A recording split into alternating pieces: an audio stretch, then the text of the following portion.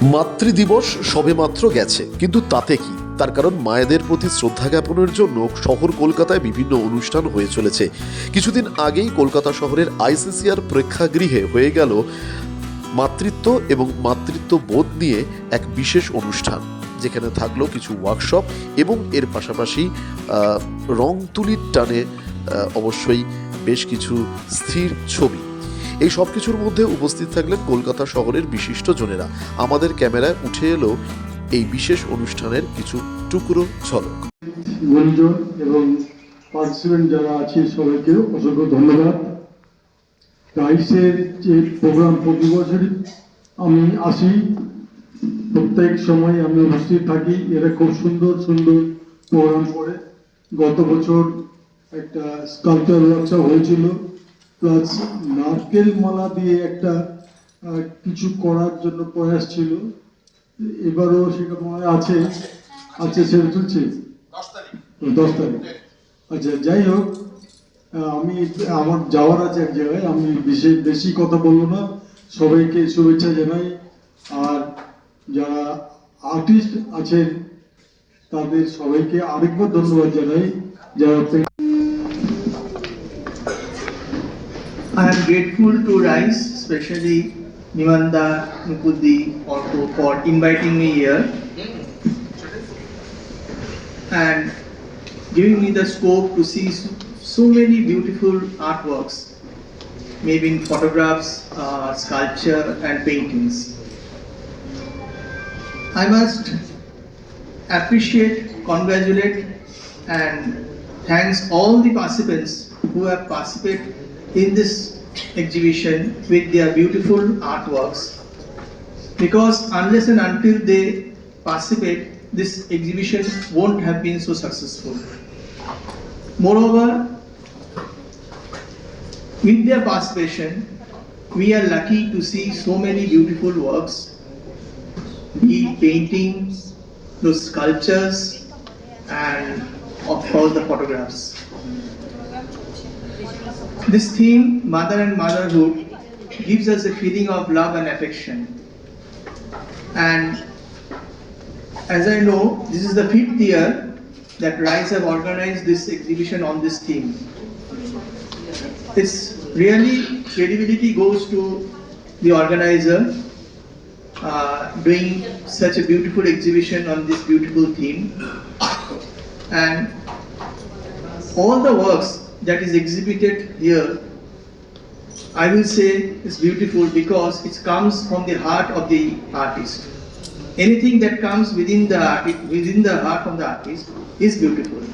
So whoever win the awards and who doesn't win the awards, এখানে উপস্থিত যারা বড়রা আছে তাদেরকে আমার প্রণাম, আর যারা ছোট আছে তাদের আমার সিনাসিস রইল। তো এখানে আজকে এসেছি প্রায় 3টের সময়, তখন থেকে ডিসপ্লে করছিলাম। সেই সঙ্গে বেসিক্যালি পেন্টিং গুলো দেখছিলাম, আর অ্যাজ এ পেন্টার হিসেবে দেখা বা জাজ হিসেবে দেখা বা ডিসপ্লে করার মানুষ হিসেবে দেখা, তো সব রকম ভাবে দেখছিলাম। তবে প্রসঙ্গ ক্রমে যে কথাটা না বললেই নয়, সেটা হলো মাদার আর মাদারহুড বা মাদার অ্যান্ড চাইল্ড, এই সাবজেক্টটা সবসময় সমকালীন বা চিরকালীন, এটা শাশ্বত। তো এই সাবজেক্টের মানে এই বিষয়টা কোনোদিন মৃত্যু হবে না। তো এইরকম সাবজেক্টের উপর যারা কাজ করছে বা আমি করেছি নিজে, আমি এত আনন্দ পেয়েছি, সেটা কিভাবে এক্সপ্লেন করবো আমি জানি না। তবে একজন শিল্পী হিসেবে আপনাদেরকে বলতে পারি, যারা ফটোগ্রাফ করছেন বা স্কাল্পচার করছেন বা পেন্টিং করছেন, তো এই শাশ্বত একটা সাবজেক্ট নিয়ে আপনি যত খুশি ভাবুন, যত খুশি নিজেকে ওর মধ্যে ওই সাবজেক্টের ভিতরে নিয়োজিত করবেন, তত ছবি বের হবে, তত স্কাল্পচার বের হবে, তত ফটোগ্রাফি বের হবে। আমরা অনেকে সাবজেক্ট খুঁজে পাই না যে কি নিয়ে কাজ করব। তো মাদার অ্যান্ড চাইল্ড খুব উপযোগী বা অপরিহার্য সাবজেক্ট।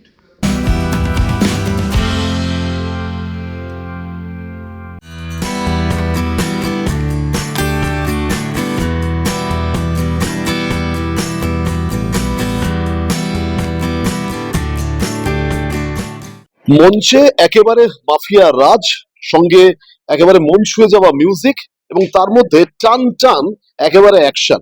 আমরা মজনু 2 এর মঞ্চে রয়েছি। মজনু 2 শেষ, দর্শকদের কিন্তু মন ছুঁয়ে গেছে। কিন্তু সবার আগে আমি মজনুর সাথে কথা বলবো। সবকিছু নিয়ে অনেক কিছু করতে হয়েছে। সবার আগে এই মঞ্চস্থ করার আগে পুরো প্রস্তুতিটা কেমন ছিল? সবার সঙ্গে মিলে আমাদের প্রস্তুতি খুব টাফ ছিল, কারণ দেখেই বুঝতে পারছেন যে এটা খুব সহজ নাটক নয়, যেহেতু অ্যাকশন ভরপুর রয়েছে, তার সঙ্গে সবকিছু জটিলতা রয়েছে। সবকিছু মিলিয়ে আমাদের পুরো দল মিলিয়ে খুব জটিলতা ছিল আমাদের মধ্যে। আমরা করতে পেরেছি, এটা আমাদের প্রাপ্তি। মঞ্চে ওঠার আগে আমাদের মানে অক্লান্ত পরিশ্রম করতে হয়েছে। হয়তো ঘেমে আমরা জামা ভিজে গেছে, সেটাকে নিংড়ে 1-2 মগ জল হয়ে যাবে, এতটা ঘেমে গেছি আমরা, তবু করে গেছি। আশা করেছি এটা দর্শকদের মন ছবে, সেই অনুযায়ী আমরা এই কাজটা করেছি। আচ্ছা, আমি মজনুর কথা শুনলাম, কিন্তু এই নাটকের মধ্যে সব থেকে মন ছুঁয়ে যাওয়া তা হচ্ছে অবশ্যই মিউজিক। আমি মিউজিক ডাইরেক্টরের সঙ্গে কথা বলবো। এই মিউজিক করতে গিয়ে, মিউজিকগুলো প্রাণবন্ত মিউজিক, এবং আমি বারবার যেটা পরিচালককে বলছিলাম যে নাটকটার মধ্যে একটা গতি আছে। সেক্ষেত্রে এই মিউজিকটা করতে কতটা পরীক্ষা নিরীক্ষা করতে হচ্ছে? পরীক্ষা নিরীক্ষা বলতে দেখুন, এখানে আমাকে যেন আকাশ বলে পুরো প্লটটা বোঝায়, সেটা বুঝতে পারি যে এর অনেক সেট আছে। এবার সেট করতে গিয়ে দেখতে পারি যে বিভিন্ন রকম একই রকম ফরম্যাটে যদি গান করি, এটা এর ক্ষেত্রে যাবে না। এবং অলরেডি মজনু 1-এ ওদের আমাদের যে গানটা ছিল সেটা অন্যভাবে পরিচালিত হয়। তা সেই হিসেবে এখানে জোনারগুলো একটু পাল্টেছি। যেমন এখানে রক জোনারও যেমন পাবেন আপনি, তার সঙ্গে ব্লুজও আছে, আবার হালকা জ্যাজের ব্যবহারও করেছি। ফলে চেষ্টা করেছি যে সব রকম জোনার তো একসঙ্গে আনা সম্ভব নয়, কিন্তু যতগুলো জোনারকে আনা যায় যাতে একটু আমাদের এই ব্যতিক্রমী ভাবনার নাটকটাকে আরেকটু ব্যতিক্রমী করা যায়, সেই চেষ্টাই করেছি। এবং যতটা মিউজিক ঢেলে করা যায়, সেখানে কোনো কার্পণ্য করিনি, কারণ ভালোবাসাটা ভেতর থেকে, মিউজিকটা ভেতর থেকে না এলে হয় না। তা সবাই মিলিতভাবেই এই খাটুন। বেশ, যে কথা সঙ্গীত পরিচালক বলছেন যে সবার মিলিত প্রয়াসে মজনু 2 কিন্তু সফল হয়েছে। Last but not the least, আমি পরিচালকের সাথে কথা বলবো। পরিচালক নিজে সাউন্ড করছিল। আকাশ, আমি আবহ করিনি, আমি আলো করছি। আচ্ছা, আলো করছিলে। যাই হোক, আলো, আবহ, সঙ্গীত সবকিছু নিয়ে একদম মঞ্চে টান টান একটা গতি ছিল। এই ভাবনাটা কোথা থেকে এলো? মজনু চরিত্র, মজনু 1 থেকে 2, এই ভাবনাটা কিভাবে এলো? এটা ভাবনা বলতে গেলে মানে এটা আমার অনেক দিনকার ভাবনা। মানে আমি যখন ক্লাস 11-এ পড়ি তখন থেকে তো আমার তো ইংরেজি সাহিত্য ছিল, ফলত মাকবেথটা আমায় খুব টানে। তো মাকবেথকে অন্যভাবে কি করা যায়, তো তখন মজনু 1 আনা হয় মাকবেথের অনুকরণে। ভাবলাম একটা মাফিয়া রাজ যদি মঞ্চে দেখানো যায়। মানে এরকম হয়েছে যে মঞ্চে নাটক দেখতে গেছি, নাটকটা খুব স্লো যাচ্ছে, বা সেই একই ধারার নাটক হচ্ছে। একটু যদি আমরা যদি স্বাদ বদলাতে পারি, এইটা বারবার আমাকে টন্ট করে গেছে যে নাটকটাকে একটু যদি আমরা বদলাতে পারি মানে ভালো বা খারাপ আমি কিন্তু বলছি না, আমি বলতে চাইছি একটু যদি স্বাদের পরিবর্তন করা যায়। তখন আমি বেসিক্যালি শুভঙ্করদার সাথে আলোচনা হয়, শুভঙ্করদা কি করা যেতে পারে।